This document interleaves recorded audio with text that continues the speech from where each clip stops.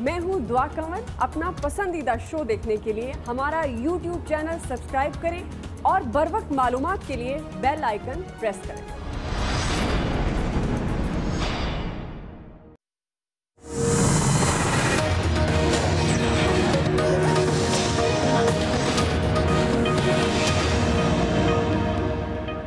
मैं अपनी सारी कौम से अब कहता हूँ कि ये है टाइम एहतियात करने। इधर अगर हम एहतियात कर गए तो हम इसको रोक सकेंगे। तो नंबर 1 तो ये कि हमने सारे मुल्क में जलसे ख़त्म कर दिए, अपना भी ख़त्म कर दिया और हम सबको भी कहेंगे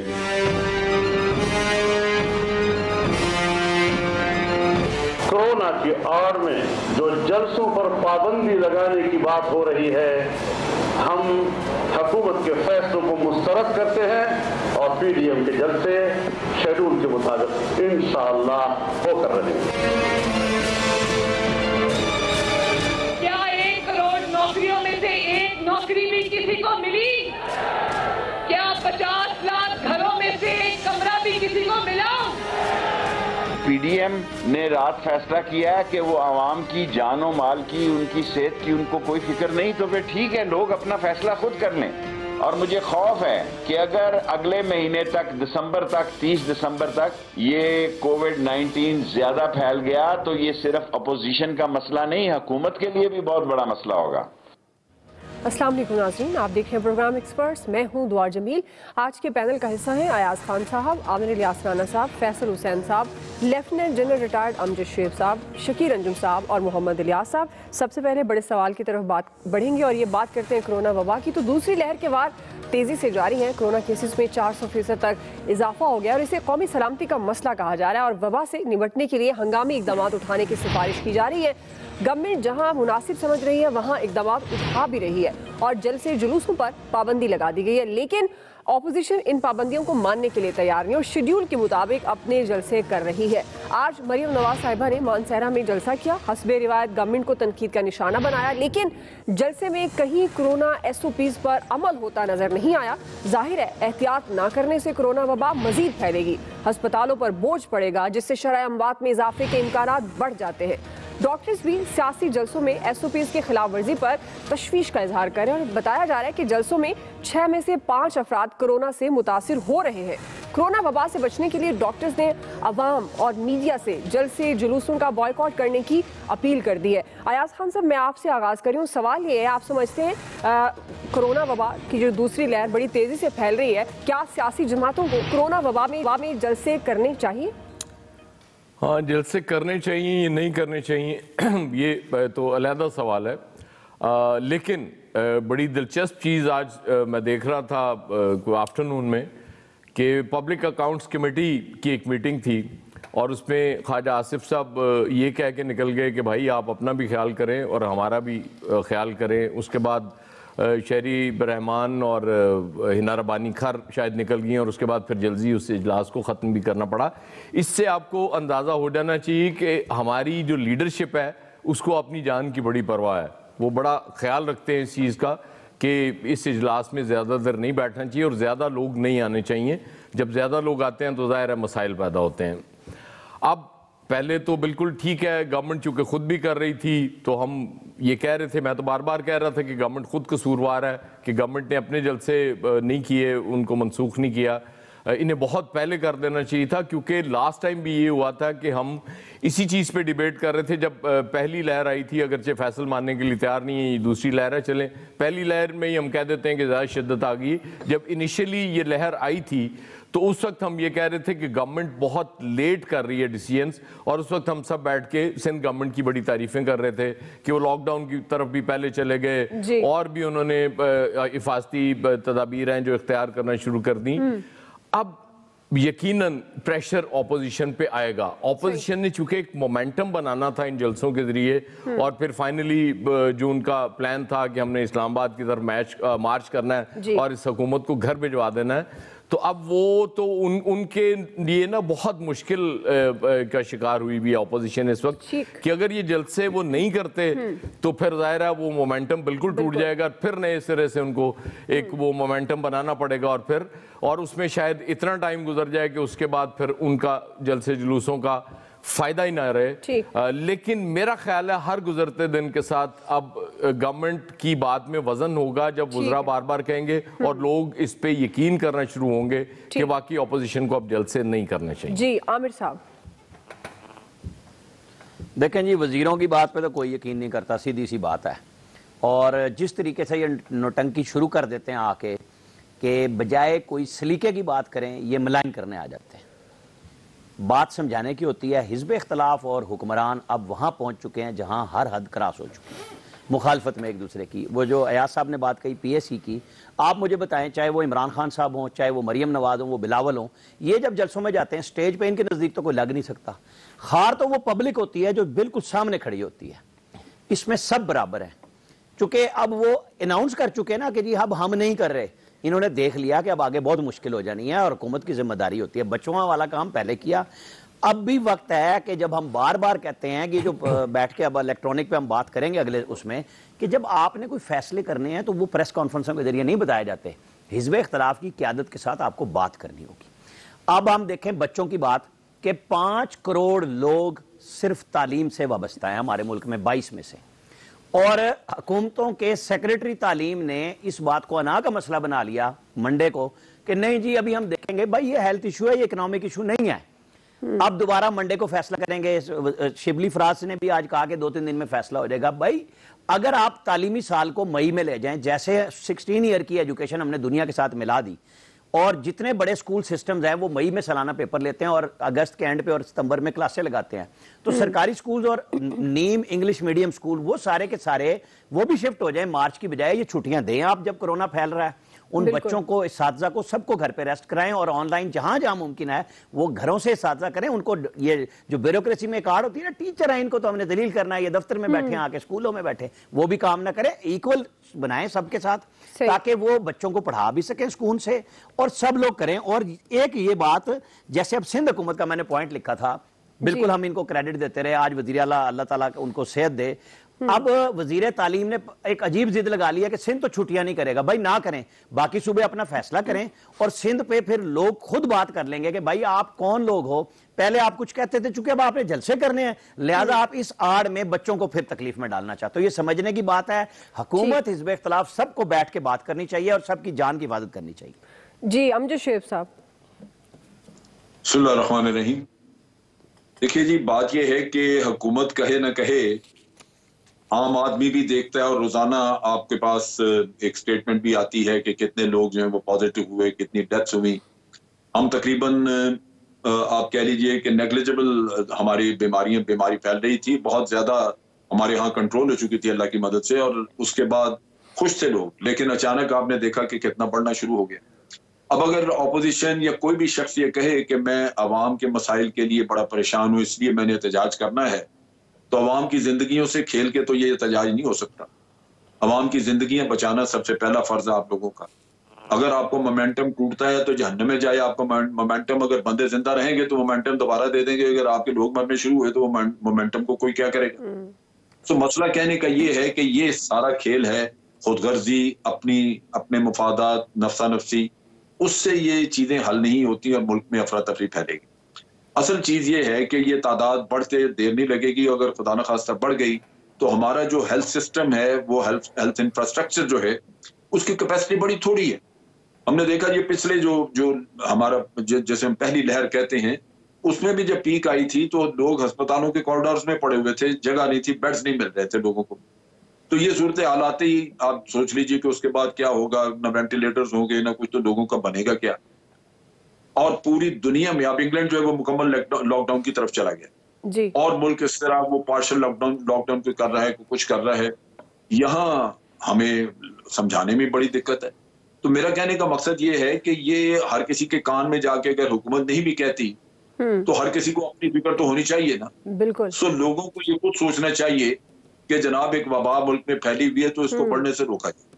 सही। लोगों का तावन, उसमें पॉलिटिकल पार्टी जो ये लोग नाम नहाद लीडर जो अपने आप को लीडर कहते हैं, इनकी अपनी जिम्मेदारी है कि ये लोगों को उधर रहनुमाई करें, बजाय इसके कि इनको कोई आके बताए, ये खुद रहनुमाई करें कि भाई ये मसला इस वक्त ऐसा नहीं है कि हम अपना ढोल पीटते रहें, अपना ढोल बजाते रहें। इस वक्त आप लोगों की जानों का मसला है तो आप घर में बैठे, जब कॉल देंगे तो आप बाहर आ जाए।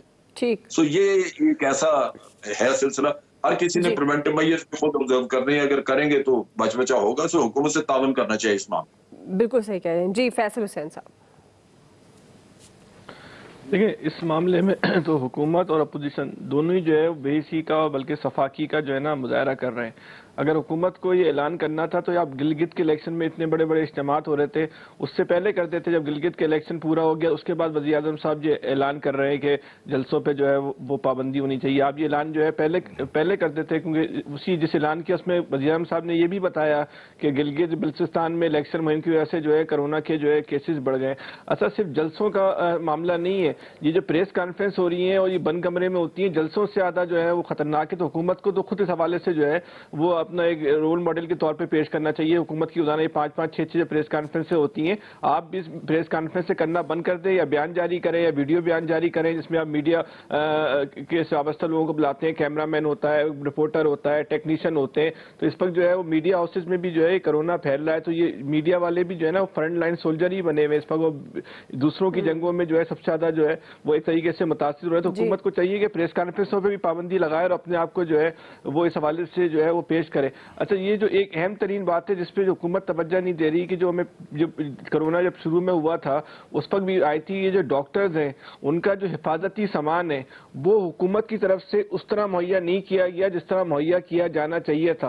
और इस सिलसिले में जो है वो एनजीओ सेक्टर्स ने जो है वो काफी फाल और मुतारिक जो है वो किरदार अदा किया था। लेकिन अब एनजीओ सेक्टर्स की भी इस्तेदाद जो उन्होंने इजाफा नहीं किया, खत्म हो गई। तो इस वक्त सबसे ज्यादा जो है वो डॉक्टर जो है वो परेशान है और पैरामेडिकल स्टाफ जो परेशान है। इस तरफ जो है सबसे ज्यादा तवज्जो देने की जरूरत है, जो हुकूमत की तरफ से भी और जो गैर सरकारी शोबा है उस तरफ से भी जो है अब जो है जो दोबारा जो शिद्दत आ रही है वो उस शोबे को जो है नजरअंदाज किया जा रहा है। तीसरी बात जो आमिर साहब ने कही कि मई तक सेशन ले जाए, अब ये थोड़ा आमिर साहब इसकी भी वजाहत कर दें कि ओ लेवल वाले बच्चे उनका क्या होगा, वो किस तरह अपना सेशन बढ़ाएंगे?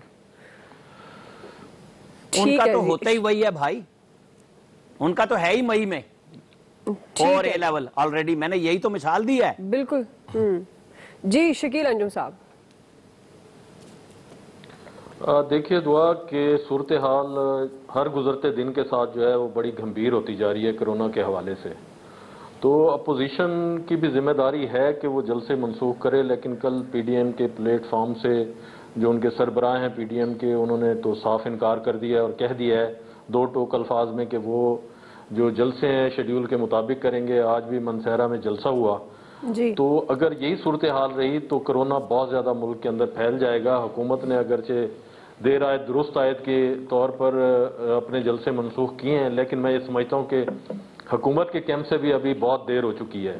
और जो सूरत हाल इस वक्त डेवलप हो रही है हस्पतालों की, तो अभी भी जो सूरत हाल है वहाँ पर जितनी तेज़ी से मरीज आ रहे हैं जी, पहले कमी है अस्पतालों में, तो इस सारी सूरत हाल के अंदर अगर जिम्मेदारी का मुजाहरा ना किया गया और हुकूमत को सख्त फैसले ना किए हुकूमत की जानिब से, क्योंकि अवाम ने तो SOP पे अमल करना नहीं, और जब तक सख्ती नहीं की जाएगी अवाम SOP पर अमल नहीं करेगी, तो लिहाजा हुकूमत को फौरी तौर पर फैसला करना चाहिए कि स्कूल बंद करने हैं, यूनिवर्सिटीज बंद करनी है। इसके अलावा इसका मुकम्मल हल जो है वो मुकम्मल लॉकडाउन है। पूरी दुनिया जो है वो लॉकडाउन की तरफ जा रही है, तो इसमें कोई हर्ज नहीं है कि अगर वज़ीर आज़म साहब भी इस बारे में थोड़ा सा सोच लें कि बाद में अगर वो लॉकडाउन की तरफ जाएं और ये सोचें कि अब लॉकडाउन करना है और कोरोना की वबा इतनी फैल जाए कि फिर वो काबू में न रहे और अस्पतालों की सूरत हाल खराब हो जाए, तो फिर कोई फायदा नहीं हो। तो इसलिए हुकूमत को और वज़ीर आज़म साहब को चाहिए कि वो फौरी तौर पर फैसला करें, जो फैसला भी करना है। अगर इस फैसले में ताख़ीर की गई तो फिर अमवात की तरह जैसे रोज ब रोज इजाफा हो रहा है बहुत ज्यादा बढ़ जाएगी। तो आप देखें 2000 से शायद केसेस रोज रिपोर्ट होते हैं, जबकि पिछली दफा जो है ये शरह 500 से 700 इस तरीके से गई और शरह अमवात जो है 3, 4, 5 लोग थे, अब जो है वो 30 से ज्यादा हो गई है रोजाना। तो इस सारी सूरत हाल में हुकूमत को चाहिए कि वो फौरी तौर पर जो है सख्त इक़दाम करे। अगर बिल्कुल सही कह रहे हैं, नहीं करेगी और SOP जो दुनिया ने मुतारिफ कराए हैं कोरोना की रोकथाम के हवाले से, मास्क है और खासतौर पर मास्क का पहनना जो है वो बहुत जरूरी है, सैनिटाइजर भी जरूरी है, लेकिन बिल्कुल सही है बहुत इफेक्टिव है। ठीक, इलियास साहब। जी बिल्कुल, इसमें जिस तरह सब कह रहे हैं कि गवर्नमेंट को चाहिए कि अभी भी जो अपनी पॉलिसीज़ हैं, जो उन्होंने पहली कोरोना की वबा की लहर थी उससे फ़ायदा, उससे उनके तजर्बात से फ़ायदा उठाते हुए इस वक्त उस पर अमल दरामद करना चाहिए। क्योंकि देखें अभी जो उन्होंने स्मार्ट लॉकडाउन लगा रहे हैं उसके जो असरात हैं वो देखें उस तरह काबू नहीं पाए जा रहे। आज भी देखें कि लाहौर के 14 ऐसे मुकामात थे जहाँ कोरोना के वायरस के मरीज़ों की तादाद में इजाफा होता जा रहा है और लाहौर जैसे शहर में 300-400 केसेस रोज़ाना आ रहे हैं। तो जैसे ये जो है कि इसको अगर अब कंट्रोल ना किया गया, पहले तो ये था कि मुकम्मल तौर पर शहर में लॉकडाउन किया था, कारोबार बंद कर दिए गए थे, लेकिन अब सूरत हाल ऐसी नहीं है, कारोबार भी खुले हैं, दफातर भी खुले हैं और रोज़मर्रा ज़िंदगी के मामूलात भी हो रहे हैं, लेकिन सिर्फ उन इलाकों में लगाए गए जहाँ कोरोना के पेशेंट्स ज़्यादा आ रहे हैं। तो अब जो पहले कहा गया था कि 2% जो पेशेंट्स आए थे अब तो 4 बल्कि 6% ज़्यादा हो गए हैं। तो इस बारे में गवर्नमेंट ने जो लास्ट टाइम कोरोना कमेटी का जो इजलास किया था उसमें कुछ सिफारिशात तैयार की थी, उन सिफारिशात पर ये नहीं तैयार करके रख दें, तजवीज़ पर गौर करें, फौरी अमल दरामद करें लोगों के इज्तिमात वगैरह पर। तो अब ये जो सियासी जमातें हैं इनको भी देखना चाहिए कि लोग लाहौर जैसे शहर में रोज़ाना जो अमवात है उसकी तादाद बढ़ रही है, हॉस्पिटल में जगह कम होती जा रही है और जगह जो लोग हैं वो मरीज़ ज़्यादा आ रहे हैं। आप देखें रोज़ाना 14 से 15 हज़ार लोगों के टेस्ट हो रहे हैं पंजाब भर में। तो ये जो आहिस्ता आहिस्ता वबा अपनी पेस जो है वो तेज़ हो गई उसकी, तो अब अगर इसको कंट्रोल ना किया गया तो आने वाले वक्त दिनों में और बढ़ेगी और ये पता नहीं कितने अरसे तक प्रलॉन्ग करेगी। अभी इसको प्रेडिक्ट नहीं किया जा रहा कि कितने इसका टाइम होगा, टाइम पीरियड क्या होगा, क्योंकि लास्ट टाइम भी जो है मार्च से स्टार्ट हुई थी तो लॉन्ग टर्म चली थी, तो जिसकी वजह से लॉकडाउन 2.5-3 महीने रखा गया था। तो अब अगर लॉकडाउन करते हैं तो इकॉनमी को भी नुकसान होगा, लोगों को भी मसला होगा। अभी पहले असरात नहीं पूरे किए जा रहे, तो अब मजीद जो हुए अगर जलसा किया जाता है, लाहौर में किया जाता है, तो इससे बड़ा नुकसान हो सकते हैं। तो लिहाजा इसलिए अपोजिशन को भी चाहिए, गवर्नमेंट को भी चाहिए कि सीरियस होकर इस पर डिस्कशन करें, आपस में बातचीत करें, जो भी है वो इसको लोगों को देखें। क्योंकि देखें 5 करोड़ बच्चे हैं जो है लाहौर जो पूरे मुल्क भर में हैं वो उनको ख़तरा है। इस तरह लोग जो मार्केटों में जा रहे हैं, इसी दिन देखें रश की वजह से जो है वायरस भी जो ट्रैवल है, टेम्परेचर कम हो गया है, वो ट्रैवल इजी कर रहा है। तो इस वजह से ज़्यादा लोगों को बचाने के लिए इकदाम करने चाहिए। मास्क पहनने से नहीं बल्कि इस पर जो है SOPs जो बनाए गए हैं उस पर फॉलो करवाया जाए उसको। अगर नहीं करेंगे तो इसके नुकसान सबको भुगतने पड़ेंगे, आवाम को भी। बिल्कुल जी, आप सही कह रहे हैं। गवर्नमेंट ऑपोजिशन दोनों की जिम्मेदारी है और गवर्नमेंट की ज़्यादा जिम्मेदारी इसलिए भी है कि वो SOPs पर सख्ती से अमल दरामद कराए। कुछ सख्त फैसले हैं जो उन्हें कर लेने चाहिए, जैसे हम बार बार स्कूल्स की बात करें। बहरहाल जी आप अपना ख्याल खुद रखें, मास्क पहने, हाथ धोएं बार बार, और जो रश वाली जगह है वहाँ पर जाने से परहेज़ करें। जाहिर है आप अपना ख्याल खुद ही रख सकते हैं। एक्सपर्ट्स की राय आप जान चुके हैं, ब्रेक लेते हैं जी, ब्रेक के बाद वापस आएंगे। दूसरा सवाल हमारा है, क्या अपोजिशन के बगैर इंतखाबी कवानीन में तब्दीली लाना मुमकिन है? राय लेते हैं ब्रेक के बाद। अब मैं भी चाहता हूं कि पाकिस्तान में वो अब एक ऐसा तासुर हो कि अगला इलेक्शन जो हो, और अभी आज़ाद कश्मीर का भी इलेक्शन आ रहा है, ये सेनेट का इलेक्शन आ रहा है, ये अब ऐसा हो कि जो भी हारे वो हार तस्लीम करे। उसके लिए हमने रिफॉर्म्स किए, इलेक्ट्रल रिफॉर्म्स। नंबर 1, हम पाकिस्तान में अब इलेक्ट्रॉनिक वोटिंग लाने लगे। ये इलेक्ट्रॉनिक वोटिंग की हमारी अब इलेक्शन कमीशन से बात हो रही है और नादरा का डेटा लेके इंशाल्लाह ये एक सिस्टम लेके आएंगे कि जो अभी तक पाकिस्तान में सबसे बेहतरीन इलेक्शन करवाने का सिस्टम आएगा, मॉडर्न टेक्नोलॉजी का इस्तेमाल होगा। साथ इसके साथ हम ओवरसीज़ पाकिस्तानीज़ के लिए भी एक सिस्टम लेके आ रहे हैं ताकि वो भी अपनी वोट डाल सकें। जो तीसरी चीज़ हम करने जा रहे हैं जिसके लिए हमें कॉन्स्टिट्यूशनल अमेंडमेंट चाहिए होगी, और वो ये है कि जो सेनेट का इलेक्शन होता है उसमें तो हम अब ये चाहते हैं कि शो ऑफ हैंड्स हो, सबके सामने पता चले कि कौन सी पार्टी के लोग किसके लिए वोट कर रहे हैं। इसलिए कभी किसी सिटिंग गवर्नमेंट ने इस तरह की अमेंडमेंट नहीं लेके आए, हम लेके आ रहे हैं। और हम इसलिए लेके आ रहे हैं कि हम चाहते हैं कि पाकिस्तान में साफ और शफाफ इलेक्शन हो। प्राइम मिनिस्टर इमरान खान साहब ने इलेक्शन में धांधली के इल्ज़ामात को रोकने के लिए इंतखाबी इस्लाहात का फैसला किया है। गुज़श्ता रोज़ उन्होंने ओवरसीज़ पाकिस्तानियों को इंतखाबी अमल में शामिल करने और मुल्क में इलेक्ट्रॉनिक वोटिंग सिस्टम लाने का ऐलान किया। साथ साथ वज़ीर आज़म ने सेनेट इलेक्शन जो आइंदा मार्च में उन्हें शो ऑफ हैंड्स के जरिए कराने के लिए आइनी तरमीम की ख्वाहिश का इजहार किया है। आज प्राइम मिनिस्टर ने लोकल बॉडीज़ का नया निज़ाम लाने का भी ऐलान किया है। इंतखाबी इस्लाहात के लिए अपोजिशन को भी दावत दी, लेकिन पीडीएम ने इस दावत को मुस्तरद कर दिया और गवर्नमेंट के साथ किसी किस्म के मुज़ाकरात से उन्होंने साफ इनकार किया है। आईनी माहिरीन के मुताबिक पार्लियामेंट में इलेक्ट्रॉनिक वोटिंग और तारिकीन वतन के वोट के मामला सादा अक्सरियत से हल हो जाएंगे, लेकिन सेनेट इलेक्शन के लिए गवर्नमेंट को 2/3 अक्सरियत की ज़रूरत होगी। अलबत्ता इसमें गवर्नमेंट को परेशानी का सामना करना पड़ सकता है। आमिर साहब, मैं आपसे आगाज़ करूँ। सवाल ये है, क्या अपोजिशन के बगैर आप समझते हैं कि इंतखाबी कवानीन में तब्दीली लाना गवर्नमेंट के लिए मुमकिन होगा? हमारे वज़ीर आज़म कमाल भोले बादशाह हैं और ये कह देना कि जी वो आईनी तरमीम है और ये कानून के ज़रिए हमें करना है, बात सिंपल सी है समझने की कि ये भी तो सब हुकूमतों और हिज़्ब इख्तिलाफ ने मिल के कवानीन बनाए ना जिसके तहत वोटिंग हो रही है और उस पर अदम इत्माद हो रहा है। तो जब आप हिज़्ब इख्तिलाफ के साथ बात करने के लिए तैयार ना हो और टीवी के ज़रिए बैठ के दावत दे दें, इवन प्रेस कॉन्फ्रेंस में भी साफ ही ना हो, सिर्फ आप खुद ही बात करते रहें और आपके वजीर करें कि आपसे कोई बंदा पूछ ले कि पार्लियामेंट के जो 2 ऐवान है, कौमी असम्बली और सेनेट, वहाँ इलेक्ट्रॉनिक पे इतना खर्चा किया हुआ है, वो कभी यूज़ हुए बटन? आपको ट्रस्ट अपने पार्लियामेंटेरियन पे है कि वो जो गैलरियों में जा जाके वोट गिनाते हैं और फिर काउंटिंग खड़े होके कराते हैं जब आपका कोरम निशानदेही हो जाती है? छोटी सी बात है भाई, आप कौमी असम्बली और सेनेट और सूबाई असम्बलियों में इलेक्ट्रॉनिक वोटिंग तो करा लें अपनी, जहाँ सारे मेंबर पहुंच जाते हैं, आप उस पर तो कर नहीं सके।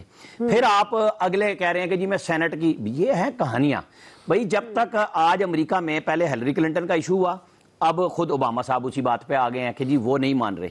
होना ये चाहिए कि अच्छे अंदाज से बैठ के जो पिछली इंतखाबी इस्लाहत थी जिस पे सब मुत्तफिक थे उनको लेके चलें, लोगों का इत्माद बनाएं। पोस्टल बैलेट सिर्फ सरकारी मुलाजमीन तक ना महदूद करें, उसके लिए जैसे नादरा का डाटा आ चुका है कि एक ही दफा वोट काउंट होगा, तो जिसका पोस्टल बैलेट, चाहे वो हमारी तरह का कोई निजी इदारों में काम कर रहा है, कहीं कर रहा है, उसको राइट ऑफ वोट हो जाए कि वो अपनी मर्जी से वोट दे। इस तरह का काम करें कि चल जाए और फिर दुनिया जब आगे जाएगी हम भी इलेक्ट्रॉनिक की तरफ जा सकें। जी अमजद शेख साहब,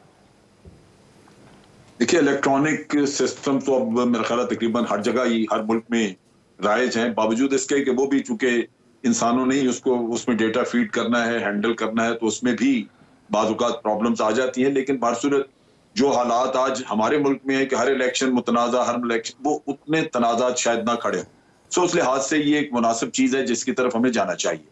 लेकिन मसला वही है कि आपने जो कुछ करना है, ये चूंकि ये ऐसे मामलात हैं जिनका इफेक्ट पूरी हर पॉलिटिकल पार्टी पे होगा, तो उनको ऑन बोर्ड रखना ज्यादा इंपॉर्टेंट है, ज्यादा जरूरी है। जो नेशनल कंसेंसस से चीजें बने वो मेरा ख्याल है वो आपके देर पा होती हैं। जैसे अभी आपने देखा, आप देखें कि 1973 का हमारा कॉन्स्टिट्यूशन है, वो एक नेशनल कंसेंसस से बना था, सब पॉलिटिकल पार्टीज ने एग्री किया था और उस पर दस्तखत किए। वो आज दिन तक उसमें अमेंडमेंट्स तो हुई है, लेकिन वो कॉन्स्टिट्यूशन एज सच मुतनाज़ा नहीं हुआ। इसी तरह ये ठीक है कि पिछले दौर में भी पॉलिटिकल पार्टीज कहती रही कि हम इलेक्टोरल रिफॉर्म्स करेंगे, नहीं की, ये वक्त गुजरता गया, लेकिन उसका नतीजा हमेशा यही हुआ कि हमारे जो हमारे इलेक्शन जो है वो मुतनाज़ा रहे, उससे फतूर पैदा होता है। तो बेहतर ये है कि ऑपोजिशन को एंगेज करें, उनको कायल करें, इनके मिनिस्टर वगैरह को चाहिए उनको मिले और उनको तैयार करें कि जनाब ये कौमी मसले हैं के ऊपर आप आगे बात करें, लेकिन जब भी हो ये कंसेंसस डिसीजन होना चाहिए। ठीक है, शकील अंजुम साहब। देखिए दुआ कि ये फौरी तौर पर तो मुमकिन है नहीं कि ये हो सकेगा कि इलेक्ट्रॉनिक वोटिंग का सिस्टम पाकिस्तान में राइज हो जाए। आपको मैं 2 मुल्कों की मिसाल देता हूँ कि 2005 में, और इसमें फिर जिसने ऑपरेट करना है फिर उसकी मर्जी है वो किस तरीके से ऑपरेट करेगा इस सारे सिस्टम को। वेनेजुएला ने 2005 में शुरू किया था और वहाँ पर जो इंतखाबात हुए 2005 में, तो जो वहाँ पर नताइज थे उन पर भी एतमाद का इजहार किया गया और 11% वोटर ऐसे थे जिनके फिंगरप्रिंट्स हुए और वो फिर मैच नहीं कर रहे थे। इसी तरह ब्राज़ील ने 2008 में शुरू किया था इलेक्ट्रॉनिक वोटिंग का सिस्टम, तो उन्होंने बहुत सारे शहरों पर पहले तजर्बात किए और 2008 से लेकर उन्होंने टारगेट किया था 2018 तक वो 142 मिलियन उसकी आबादी है उसको टारगेट कर लेंगे, लेकिन शुरू में उनका 1.1 मिलियन हो सका और अब 2018 में 142 मिलियन करना था उन्होंने। तो पाकिस्तान की आबादी का आप अंदाज़ा लगाएं कि कितनी बड़ी आबादी है, 25 करोड़ से ज़्यादा आबादी है और यहाँ पर तो अभी आप देखें मरदमशुमारी के मसाइल हल नहीं हो रहे। कराची में शोर मचा, आपने देखा कि उन्होंने कहा कि मरदमशुमारी पर हमारे तहफ़्फ़ुज़ात हैं जो सेंसस हुई हैं वो ठीक तरीके से नहीं हुई कराची की, तो ये बड़ा मुश्किल है। और ख़ास तौर पर जो रिमोट एरियाज़ हैं वहाँ पर किस तरीके से आप इंटरनेट की सहूलत मुहैया करेंगे, लोगों को किस तरीके से एजुकेट करेंगे। अभी तक तो कौम हमारी जो देहातों में ज़्यादातर लोग रहते हैं उन्हें तो निशानात का भी नहीं पता होता तो किस निशान पर मोहर लगाना है। वहाँ पर ज़्यादातर लोग जो है वो पोलिंग एजेंट से पूछ रहे होते हैं कि हमने फलां उम्मीदवार को वोट देना है तो हम मोहर कहाँ पर लगाएं। तो ऐसी सूरत हाल में मेरा नहीं ख्याल कि इतनी जल्दी ये मुमकिन हो सकेगा कि हम इलेक्ट्रॉनिक वोटिंग सिस्टम की तरफ चले जाएं। वज़ीर आज़म साहब माशाल्लाह बहुत अच्छा सोचते हैं, उन्होंने पहले भी मुल्क और कौम के लिए बहुत अच्छा सोचा। आपने देखा कि किस तरीके से उन्होंने कहा कि बेरोजगारी का खात्मा होगा, फिर बेरोजगारी बढ़ गई। फिर उन्होंने कहा कि मुल्क में 1 करोड़ से ज्यादा जो है नौकरियां और 50 लाख घर। ठीक है, अब ये तो पुराना हो गया। ख्वाब जो है वो देख रहे हैं, अब पता नहीं ये पुराना हो गया, अब ये नया ख्वाब दिखा रहे हैं वज़ीर आज़म कि इसके बाद वो कहते हैं धांधली खत्म हो जाएगी। लगता यही है कि इन रिफॉर्म्स के बाद जब तक हुकूमत पुराना नहीं होगा, पार्टीज हैं वो ज्यादा शोर मचाएंगी, कि धांधली में इजाफा हो गया। चीजें आती है ना तो कुछ पुरानी भी समझ लेनी चाहिए। फैसल हुसैन साहब। नहीं, हुकूमत के वादे साथ चलेंगे।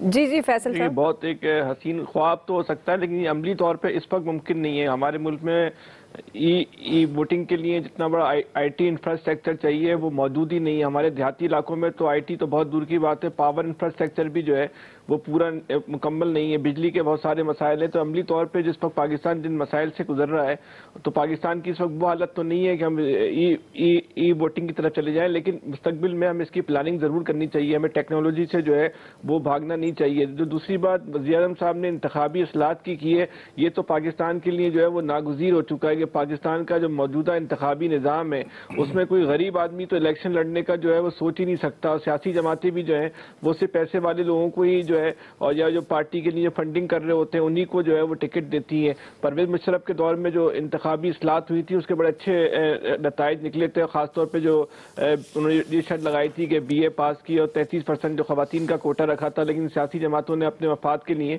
वो BA पास वाली शर्त को तो है वो ग्रेजुएशन वाली शर्त को जो है वो ख़त्म करा दिया। अब यानी कि एक जाहिल आदमी भी जो है वो MNA आपका कानून साज बन सकता है। क्लर्क बनने के लिए तो यार आप गरीब आदमी को इलेक्शन की बात करते हैं, वो नहीं पढ़ सका तो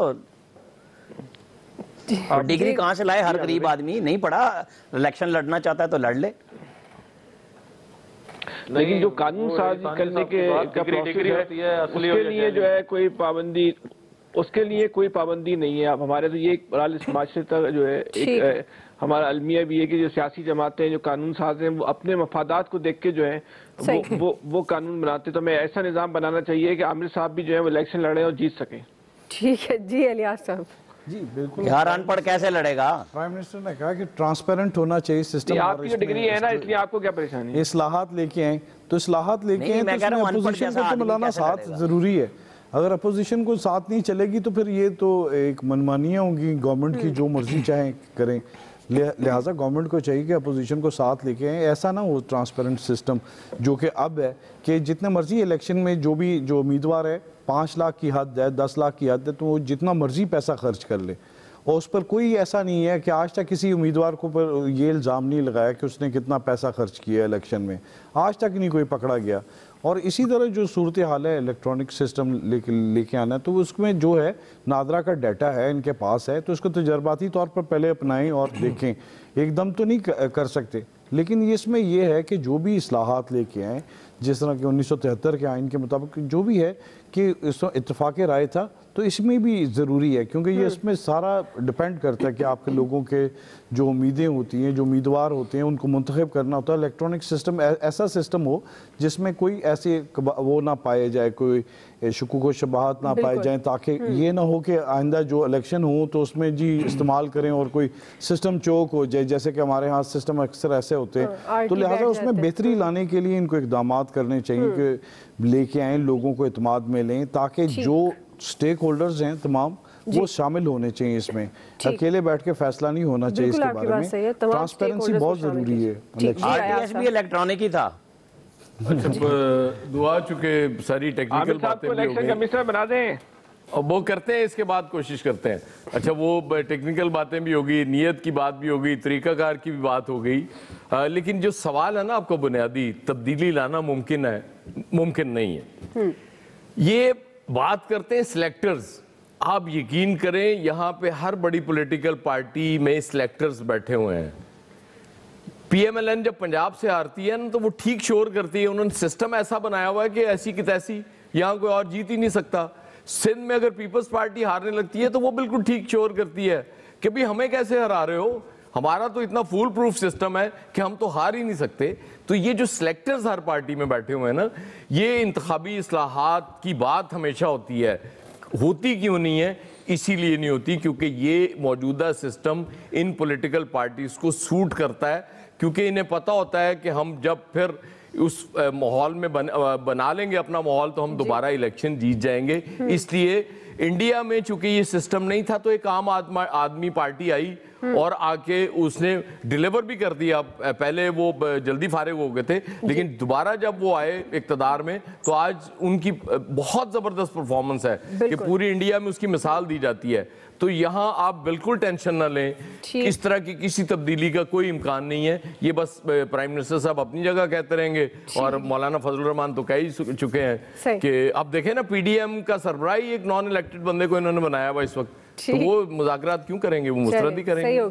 सही हो गया जी। देते हैं ब्रेक के बाद वापस आएंगे। तीसरा सवाल हमारा है, हुकूमत की मुआशी पॉलिसी कितनी खुशाइंद है? राय लेंगे ब्रेक के बाद।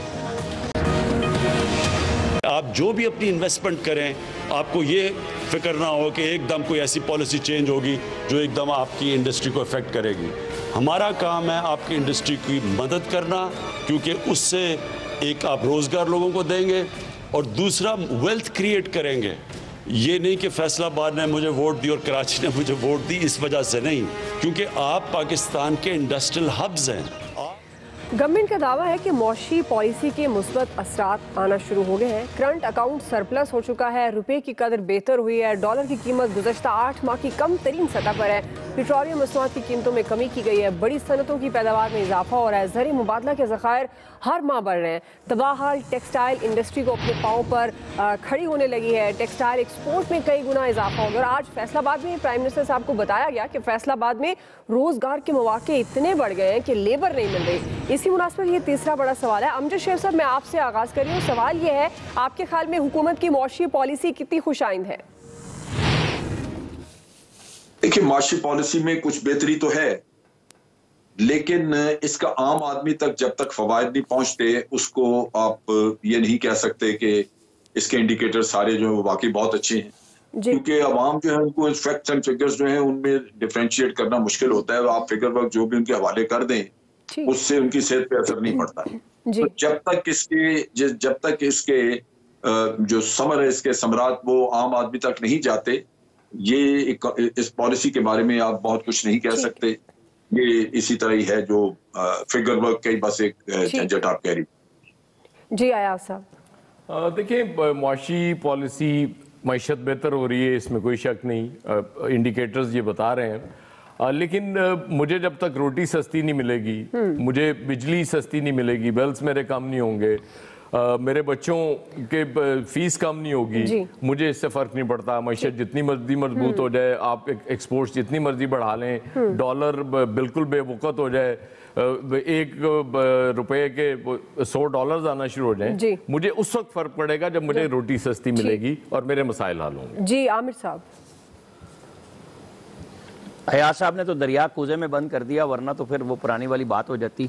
बहरहाल प्राइम मिनिस्टर साहब हकायक नहीं देखते, बात कर देते हैं। मिसाल दे दी 1960 की, भाई उसके नतीजे में पूरे पाकिस्तान को मिले 22 ख़ानदान और फिर सनतें कौमियाई गई और फिर वो मसला बन गया। इशू ये है कि ये जो आज हमें बूम मिला है, अल्लाह करे कि ये कामयाबी से चले, क्योंकि दुनिया के ऑर्डर कैंसिल हुए, हमारे यहाँ हालात ठीक थे तो हमें ये ऑर्डर मिल गए। इसको सस्टेन करें, इसके लिए अच्छी पॉलिसी बनाएं, बहुत बेहतर हो जाएगा। फैसल साहब, देखिए 3 बुनियादी सबब हैं जो टेक्सटाइल हमारी बेहतर हुई है। एक तो जो आमिर साहब बात कर रहे हैं कि दुनिया में जो ऑर्डर कैंसिल हुए वो ऑर्डर मिले, खासतौर पे बांग्लादेश और भारत की हमें ना बहुत ऑर्डर मिले। दूसरा ये जो ट्रम्प की और चीन के जो तनाज़ा हुआ है उसकी वजह से जो अमेरिकी खरीदार था वो चीन के बजाय जो है पाकिस्तान में आया। इस वक्त दुनिया में जो है वो प्राइस वॉर चल रही है। पाकिस्तानी क्योंकि मसनूआत सस्ती हैं, अगर हुकूमत ऐसी पॉलिसियाँ बनाती है कि हमारी जो पैदावारी लागत है और कम हो, तो इससे पाकिस्तान की मईशत पे जो है बहुत ज़्यादा खुशगवार असरात पड़ेंगे। शकील अंजुम साहब। दुआ देखिए, जो टेक्सटाइल सेक्टर है उसके लिए रॉ मटेरियल चाहिए कपास, और जो पिछले साल के अगर हम फिगर देखें 15 नवंबर तक, तो 68,57,518 बेल जो है वो मार्केट में आई, और अब के फिगर देखें तो 40,27,037 गांठ अब तक आई है। तो आप ये देख लें, जब रॉ मटेरियल नहीं होगा तो हमारी टेक्सटाइल की इंडस्ट्री कैसे चलेगी। और जो ऑर्डर्स मिले हैं वो बिल्कुल बात ठीक है कि जो चाइना और अमेरिका की वार चल रही है ट्रेड के हवाले से, तो उसकी वजह से जो ऑर्डर्स कैंसिल हुए हैं वो पाकिस्तान को मिले हैं। लेकिन बात फिर वही है कि जब तक आप और मैं जो है खुशहाल नहीं होंगे तो हम समझेंगे खुशहाली नहीं आई। जी इलियास साहब। जी अच्छी बात है, इकॉनमी जो है वो स्टेबल हो रही है। हमारी जो सबसे बड़ी जो एक्सपोर्ट की जो है इंडस्ट्री है, टेक्सटाइल है, 60% है। इसमें जैसे शकील साहब कह रहे हैं, हमारी इस दफ़ा कपास की पैदावार कम हुई है, इसके लिए हमें $2 अरब की इंपोर्ट करनी पड़ेगी जो रॉ कॉटन है, ताकि धागा बने और टेक्सटाइल इंडस्ट्री चले। तो इसलिए ये तेज़ी इसलिए आई है कि रीजन में पाकिस्तान के हालात अच्छे थे, तो जिसकी वजह से हमें ऑर्डर्स सारे मिले। अल्लाह करे ये इसी तरह रहे और दूसरी इंडस्ट्री भी चले ताकि मुल्क को फ़ायदा हो, और इसके असरात आम आदमी तक पहुँचेंगे तो तभी फ़ायदा होगा। बिल्कुल जी, आम आदमी तक पहुँचने बहुत ज़रूरी है। एक्सपर्ट्स की राय आप जान चुके हैं। आज के एक्सपर्ट से इतना ख्याल रखिए। अल्लाह हाफिज़। मैं हूँ दुआ कंवर। अपना पसंदीदा शो देखने के लिए हमारा YouTube चैनल सब्सक्राइब करें और बर वक्त मालूमात के लिए बेल आइकन प्रेस करें।